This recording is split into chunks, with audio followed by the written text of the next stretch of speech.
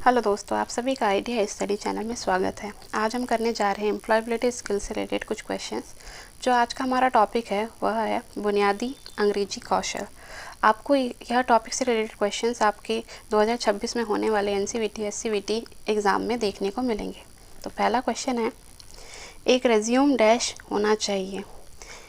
छोटा और सटीक, फैंसी और रंगीन, लंबी और विस्तृत जानकारी होना, समरूप और संक्षिप्त नाम होना। तो एक रेज्यूमे में क्या चीज़ होना ज़रूरी है? तो इसका करेक्ट आंसर है ऑप्शन नंबर 1, छोटा और सटीक।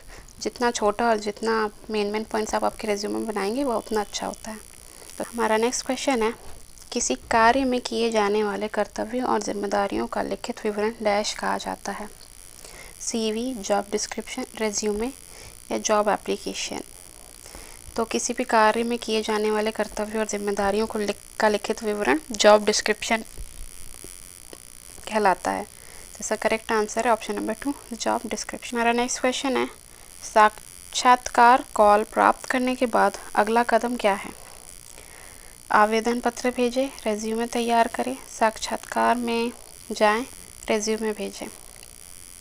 तो साक्षात्कार कॉल प्राप्त करने के बाद साक्षात्कार में जाए, इसका करेक्ट ऑप्शन है ऑप्शन नंबर 3। क्वेश्चन है, दिए गए वाक्य के लिए उपयुक्त WH शब्द चुनें। Dash animal do you like. तो इसमें हमें फिल इन द ब्लैंक्स करना है। ऑप्शन है विच, वाई, वेयर, व्हेन। तो अगर हम वाई पूछेंगे, वाई लिखेंगे तो होगा why animal do you like. तो वाई का मतलब होता है क्यों, तो ये करेक्ट नहीं है। वेयर मतलब कहाँ, व्हेन मतलब कब, विच मतलब कौन सा। तो यहाँ पर पूछा है कौन सा एनिमल आपको पसंद है। तो इसका करेक्ट आंसर होगा which animal do you like. तो इसका करेक्ट ऑप्शन है ऑप्शन नंबर 1। हमारा नेक्स्ट क्वेश्चन है, दिए गए वाक्य में शब्द रोहन के बाद सही विराम चिन्ह चुनें। Rohan, David and Ram are 3 playing hide and seek. तो जो वाक्य है वह है, रोहन, डेविड और राम तीनों छुपन छुपाई या हाइड एंड सीक खेल रहे थे। तो हमें इसमें रोहन के बाद कौन सा चिन्ह आएगा वो बताना है। पहला ऑप्शन है अल्प विराम, दूसरा है अवधि, तीसरा है स्लैश या last hyphen.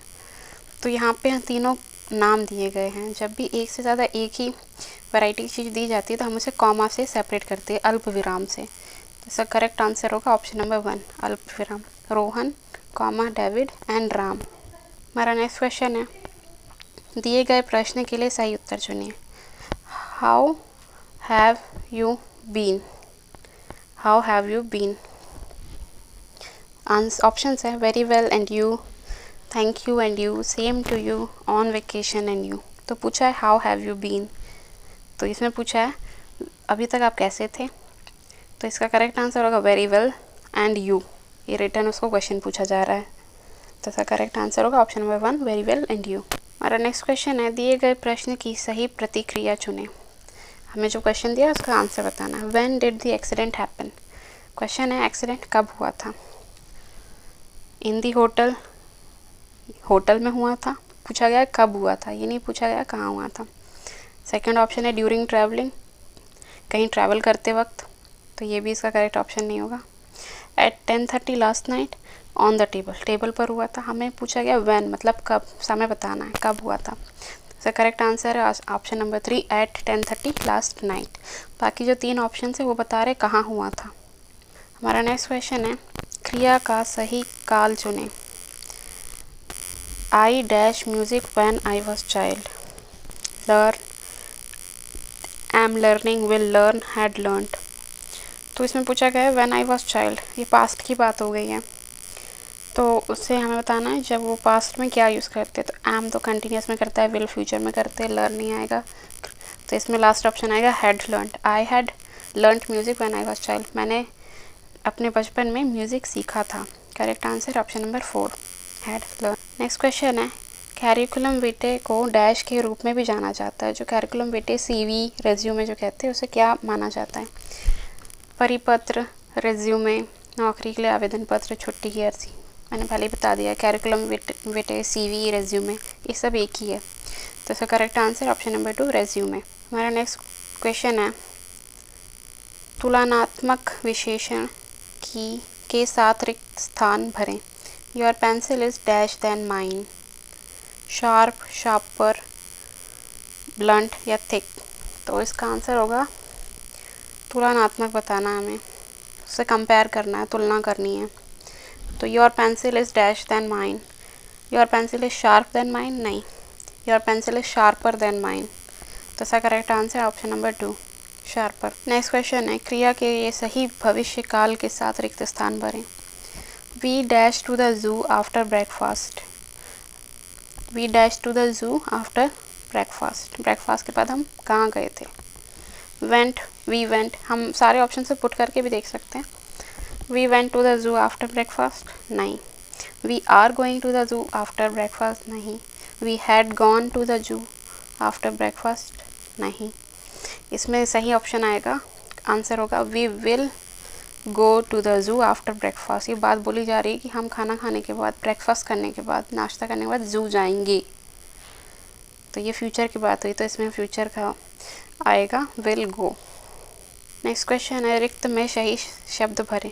They dash good friend, दे की बात हो रही है या एक से ज़्यादा, तो इज़ और एम तो नहीं आएगा, आई, एम के साथ आई होता है, इज़ नहीं आएगा, वॉज नहीं आएगा, तो आएगा are. They are good friends, तो करेक्ट आंसर है आर।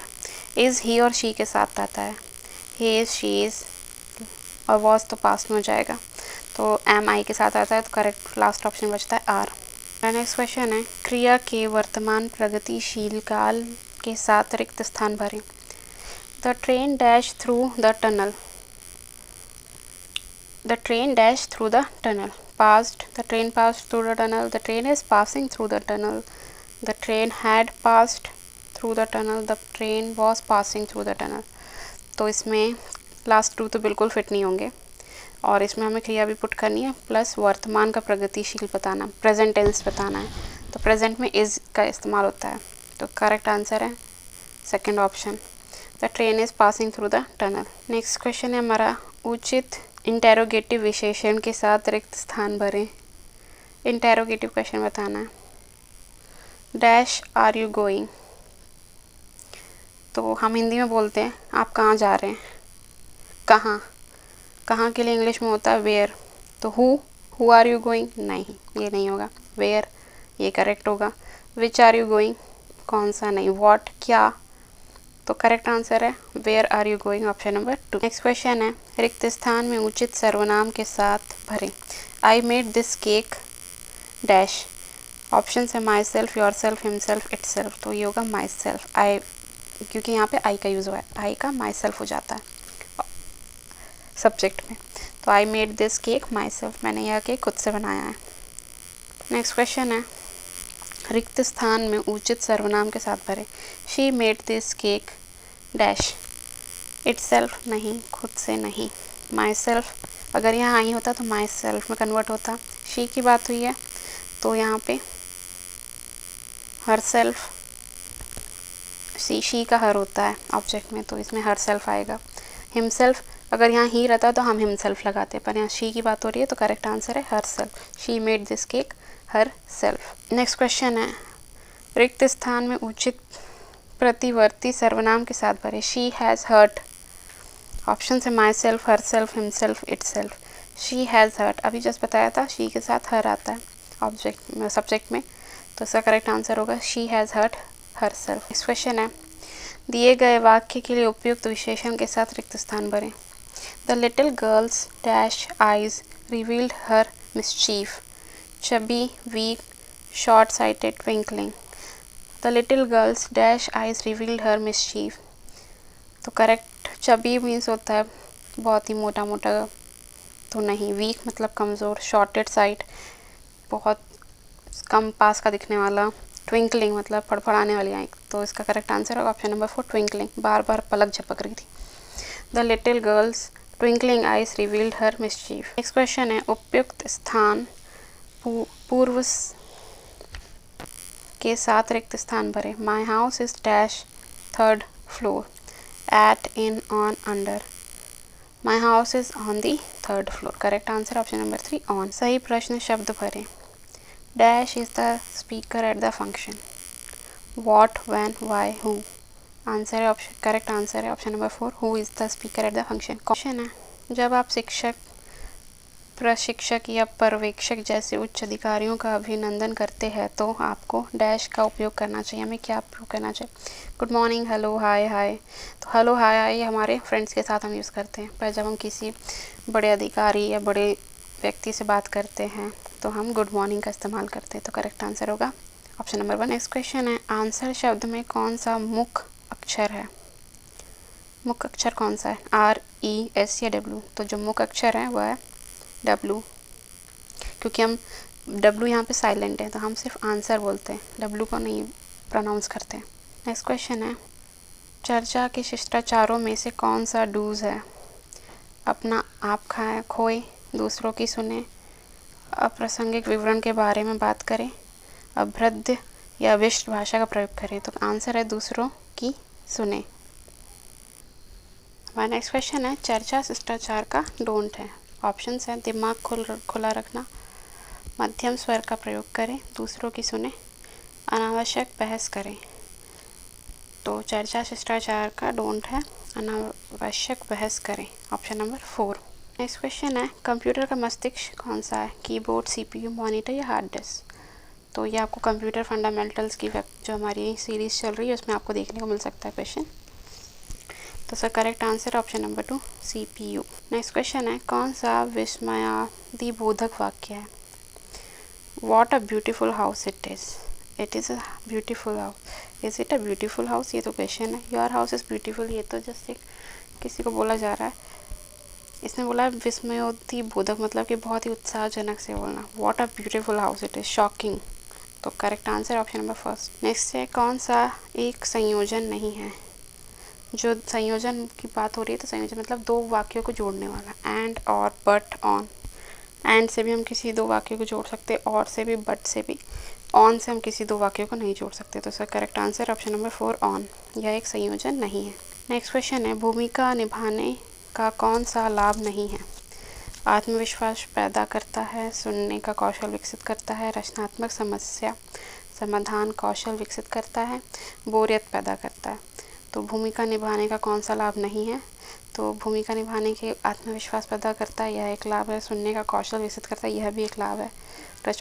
रचनात्मक समस्या समाधान कौशल विकसित करता है, यह भी एक लाभ है। बोरियत पैदा करता है, यह नहीं है। तो correct answer option number 4। Next question है, कौन सा स्वर नहीं है? ए, ई, एफ, आई। तो आपको पता है स्वर वॉवल्स इंग्लिश में ए, ई, आई, ओ, यू होते हैं 5। तो correct answer option number 3, F. हमारा नेक्स्ट क्वेश्चन है, निम्नलिखित में से कौन सा एक अच्छा कार्यालय शिष्टाचार है? ऑप्शंस है, एक को औपचारिक रूप से पोशाक पहननी चाहिए, काम के लिए समय का पाबंद नहीं होना चाहिए, एक के पास फैंसी मोबाइल रिंगटोन होना चाहिए, व्यक्ति को अपने काम के स्थान पर कूड़ा डालना चाहिए। तो करेक्ट आंसर है, एक को औपचारिक रूप से पोशाक पहननी चाहिए। हमारा नेक्स्ट क्वेश्चन है, निम्नलिखित वाक्य में से किस विराम चिन्ह का प्रयोग किया जाना चाहिए? निम्नलिखित वाक्य में कौन सा विराम चिन्ह यूज होगा? Is there any site engineer here? तो जब भी हमारा क्रिया से इज़, एम, आर इनसे स्टार्ट होता है तो क्वेश्चन होता है, ये तो क्वेश्चन मार्क आएगा। करेक्ट आंसर है ऑप्शन नंबर 1, क्वेश्चन मार्क। ये क्वेश्चन है, is there any site engineer here? कोई पूछ रहा है कि यहाँ पे कोई साइट इंजीनियर है या नहीं। इस क्वेश्चन है, बड़े अक्षर का प्रयोग कब किया जाता है? एक वाक्य की शुरुआत में, व्यक्ति के नाम में, स्थान के नाम पे, सब पर। तो जब भी हम सेंटेंस स्टार्ट करते हैं, वाक्य स्टार्ट करते हैं तो बड़ा अक्षर लिखते हैं।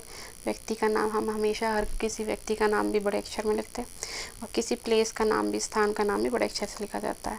तो करेक्ट आंसर है सबसे ऊपर, सभी पे। नेक्स्ट क्वेश्चन है, निम्नलिखित में से कौन सा एक वर्णात्मक शब्द है? खाना खा लो, मरम्मत, गरम या